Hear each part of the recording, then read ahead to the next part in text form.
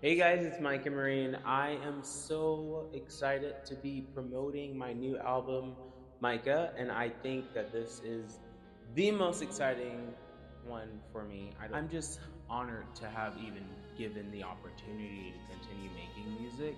And the only reason I continue to make music is because it seems to be easier to make music now. So I'm just glad that it flows so well, and I hope that it resonates with you because this feels like the truest music that I've made in a while.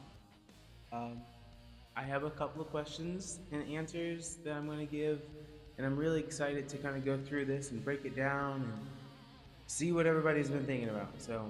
The first question is, why did you decide to name the album Micah? I named the album Micah, kind of just to follow with this trilogy that I've got going on, and I did my last album and my last album came out in 2024 and it was named Marine. And that was kind of like the base print for what this is going to be.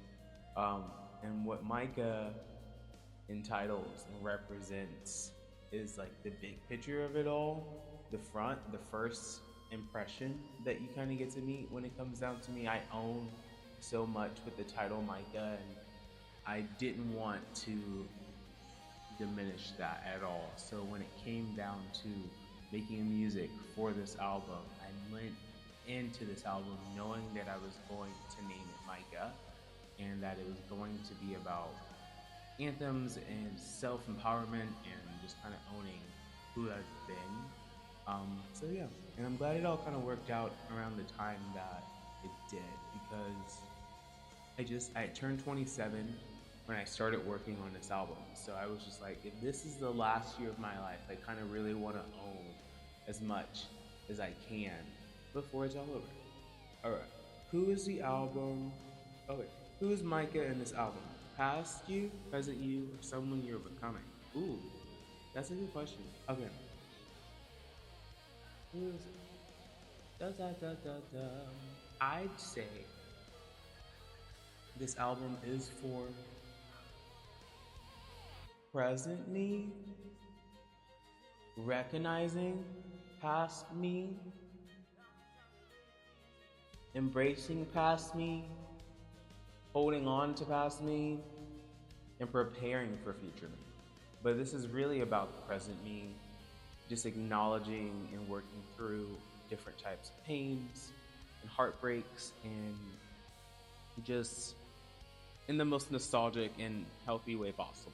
So I'd say that this album is about present me. Um, the next question: what happened in your life when you started writing this album?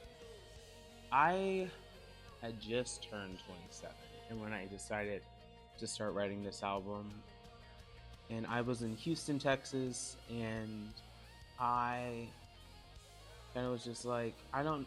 My brother, my little brother, had told me that I was washed out, and or I was a crash out or something like that, and I was like, what? And I was like, um, so I was just like, okay, now I have to show something. I have to do something, like because I was just enjoying the rest of my 20s. Resting for the rest of my 20s was the goal, and then to do like some crazy, crazy, crazy Hollywood breaking, moving shit in my 30s and let the 30s be where the real work came in. But I was just like, well, you know what? Let's show him that it's always in me and I can start whenever I want. And I I end up starting that album that night, just production wise and laying down some like root elements for like the sounds that I wanted moving forward. I didn't necessarily work on any lyrics immediately, but just trying to build production, what type of sound I wanted for this album. And I think I did a lot of it that night, just like breaking down exactly what I wanted to be doing.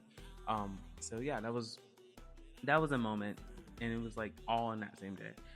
So March 8th of 2025 was the day I started working on this album. Um, so yeah, and it'll be out on February 8th in 2026. So just about 11 months to really wrap this all together. Um, Number four, another question is, what did you stop holding back on this time? I started to not be afraid to be angry. And it's hard for somebody like me in America to express emotion sometimes. And when I say somebody like me, I mean an African American male who isn't afraid to speak. Let's just say that.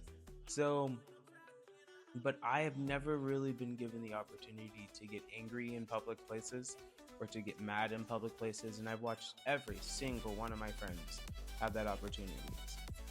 Just to, really express their emotions. But if I express my emotions, it's my last day among those people. So it's unique. It's unique. And I wanted to create this music so I could scream and get mad and it be healthy and comprehensible and acceptable in the eyes of the public, in the eyes of what's good. And I hope you guys feel that in some of these songs because there's a couple of songs you're like, man, he was really upset. And yeah, I was fucking pissed. How long did this album take to become what it is now? I took I'd say it took about 3 years altogether with all of the songs because some of these songs were created a whiles back and I just didn't polish it or like fully connect to it until now. Um and like the first track, Call Me Micah Marine, was created way back. And I want to even say that was in 2018 is when I first put the stems down for the it was, and it wasn't until 2025 that I decided to do the lyrics. I'm here for a good time, long time. I'm here for the best life, long time. They call me Micah Marine. And then I was like, oh my god, that's it. It's been there. That's what it was this entire time. I just couldn't grab it and hold on to it. And then it made sense the second I decided to name this album Micah. It was just like, they call me Micah Marine. But I think the song took about 3 or 4 years for everything to come together to what it is now. Next question is, was there a moment you almost scrapped a song or a song you didn't? Or a song and didn't. Oh, was there a time you almost scrapped the album or a song and didn't? Okay, I did almost scrap the album. I almost scrapped the album in October because I listened to it and I was really proud of it. And then I brought it to a friend and I let them listen to it and they heard a few tracks and they were like, yeah, this is really good. And then I was like, oh god, what would have happened if I got to track 4? And I started to freak out. So I was like, maybe you're not as proud of this as you think you are if you're second guessing it already. That was unique. That was wild. I didn't want to scrap the entire thing, so I just kind of went back to the drawing board and took away a few things, went and talked to some other producers, saw if they had anything cool. Let other professionals listen to the music, and then kind of narrowed it down because I wanted to do this album as a 2-disc thing, and it'd be 24 tracks, or was it like 28 tracks? I don't know. There was 14 on each album, and yeah, okay. There were 14 tracks on each album, but then I was just like, that's not gonna work out. Bieber just did that. Didn't work out. Nobody really listened to the other half, and I really want people to listen to this music. So we had to make a decision on how many songs we were going to take away, and I knew the answer was going to be 14, and I had to choose my favorite 14 and still make that into a storyline. It was insane. Anyway, so there's a lot going on with this album when it comes down to scrap work. There's technically another half of this album that will never get this light of day unless I decide to do a sequel to this album, which we might do. You'll never know. Well, you might know. The next question What song was the hardest to write emotionally? I'd say Space Between. Space Between took the longest to record because of the lyrics and when I decided to finally write the words that I wanted to write. Because I went in and I did a take, hated it. Did another take, hated it. And then I went out on a date and some words were said to me, y'all. Words that broke my little heart. And I went straight into the studio and I didn't say a word to the other person. I just kind of like held it all in, went home, and said everything that I wanted to say into the microphone. Which the first take sounds like a blubbering mess, but I understand it fluently. And then the second take is even worse because I'm rethinking of the words and I'm just like, oh my gosh. But about 3 or 4 weeks later, I finally had enough confidence to kind of walk in and I didn't cry throughout any of the song, and I was able to kind of just really perform it and give my best, my all, and captivate the message I was trying to relay in that song. Just it being obvious. I mean, I couldn't even get the first line of that song. I would be like, it was so bad and embarrassing because I was wasting people's time and money. Anyway, this song. Oh wow.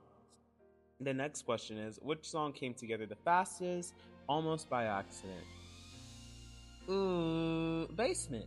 Basement came by so fast. I was in bed, sick at home. And I told my job I couldn't come in, and I kind of pulled my laptop up, and I had this beat that was just sent to me, and I was just like, okay, this is fun. And I had the little microphone in my hand, and it was like this old '60s microphone that I love to just kind of dabble with when I have free time. And I'm holding the microphone and I'm just listening. I have an AirPod in and I have the microphone and I'm just listening to the beat and I just kind of got my head against the wall and I'm singing. I wanna take your soul. I'm gonna make it whole. I'm just like, yeah, this is it. And I honestly did all of that in bed on one take, sick. And then I went back in a few weeks later and re-recorded it with healthier vocals and a healthier body. But yeah, I loved Basement, and that one came by the absolute fastest. And it's one of my favorites. What song surprised you the most once it was finished? Eyes Open surprised me the most. Um, I love that song. I am still fathomed by that song. There's so much power in that song, and it feels like a Hunger Games song, and I don't even know how to like begin to describe how much it feels like a Hunger Games song, but it gives so much oomph. Like, what are we doing? Where are we going? Who can we be with? And yeah, that's what I like about that one. All right. So, what song should people listen to when they feel alone? I think that people should listen to I Hope You're Happy when they feel alone. That song makes me really, really fulfilled when I listen to it, and it kind of goes through all of those same emotions of when I had a moment of loneliness and just thinking about the person in my life moving on without me and thinking, I'm a Pisces. I tend to imaginate things, even when they're never, ever, ever, ever going to happen. And I just forget that I'm surrounded by love all the time. But yeah, I Hope You're Happy is a good song to listen to when you're feeling alone. What song is for those late nights? Hold on, what is this? Late nights when you're overthinking everything. Ooh, overthinking everything. I want to say Blood in the Sand. I think Blood in the Sand is a beautiful song to kind of calm down that restless mind because it kind of goes through 7 different variations of peace, and I love that one. So I think that Blood in the Sand is for late night overthinkers. Okay. Which one feels the most dangerously to you emotionally? I don't. I'm thinking about the whole album right now. It's all kind of emotionally dangerous. Um, because there's dark, twisty moments in this. Which song is. Mm.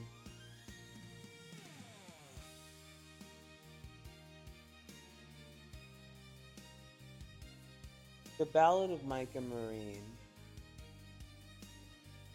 The Ballad of Micah Marine.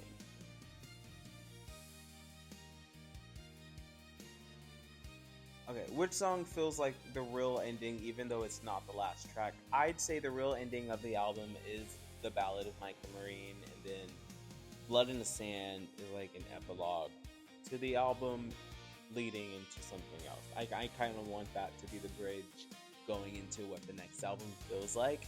Um, and yeah, yeah. I hope that that kind of ties that up.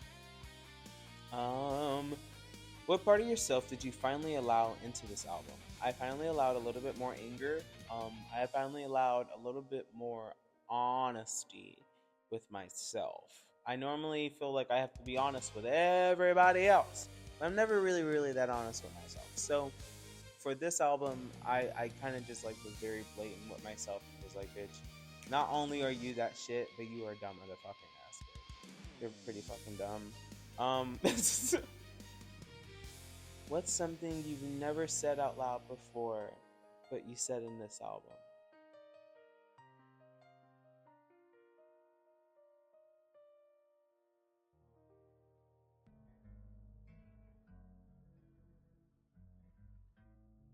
Mm.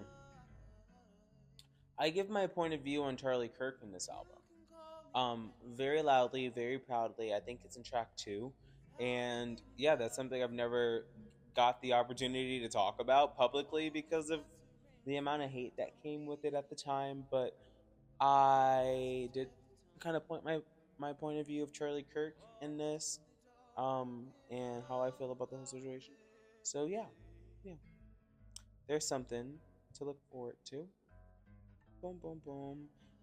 What's something I hope the listeners feel seen for when they hear Micah?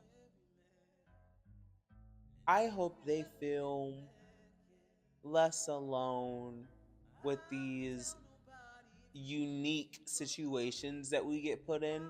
Hopefully, because I tried to make a lot of the songs just vague enough for you to also relate to it in your life. And altogether, I'm honored to live and do everything that I get to do. But sometimes, y'all, sometimes this can be, oh my God. Anyway, whew. And that's something I just hope that you guys feel that. I hope you feel seen through my music, through the stories that I'm telling through my music. Because a lot of this is just storytelling at its finest. Okay. What was your fear of releasing something this personal? I don't think I fear this anymore. I love getting to express myself through song and build something from the ground up and kind of show people where I am mentally, because that's something that's really hard to share sometimes, to communicate. I feel like I'm prouder of what I do now, and I do feel like everything comes with its own timing, and this came with its timing, and I couldn't be happier of what everything led to. So yeah, boom, boom, boom. How do you want people to listen to this album? In their headphones, in their car, alone, or with someone? I think that this album is great not only for parties, but all by yourself on a road trip. It is built for the car, it's built for your headphones, it's built for your phone, it's built for your TV, it's built for your studio. I want you to listen and vibe to this album anywhere. You don't have to be high. I think a couple of my last albums felt like you had to be not sober to listen to my music and feel like you have the full artistic connection. And I worked really hard on this album to make it feel genuine in any capacity of life. So I hope you really, really enjoy this stuff. Boo-doo-doo-doo-doo. What do you hope someone texts their friends after hearing it? I hope they say that this was made for you. If someone only listens to one song, what song should it be and why? The Ballad of Micah Marine, and because it's legendary. Only because of, well, moi is the title, but I think that this song is so good that it gets you itching and wanting more. And knowing that there's a whole album dedicated to this person doing this and having fun with this type of sound is my favorite part of the Ballad of Micah Marine. Boop boop boop boop boop. What would it mean if someone pre-saves or buys your album? I would be so proud and happy and thankful, and I mean it would be dreams come true if somebody actually bought my album. I don't I don't I didn't have the privilege of growing up in a society where I got to sell CDs. So the only things that I really get to do is through digital and kind of connecting with you guys through this type of communication and living lives separately but in sync and ready to share. So I'd still be honored and just deeply grateful, and I wish I had more to give you. But with time, hopefully everything will come, and I still feel like this is the beginning of everything. Um, if this album finds the right person at the right time, what do I hope to tell them?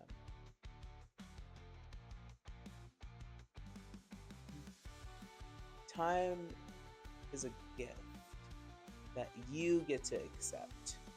And if you don't accept it, it'll still wait for you sometimes. But in other times, you should accept your present.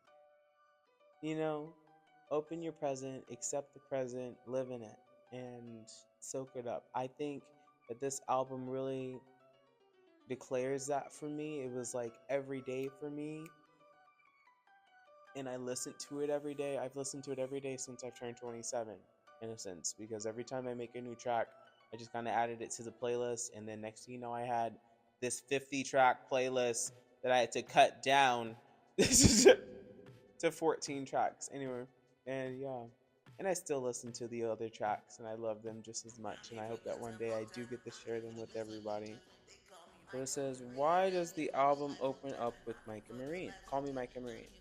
Um, I'd say that this was just kind of my way of saying that this is an introduction and not an apology.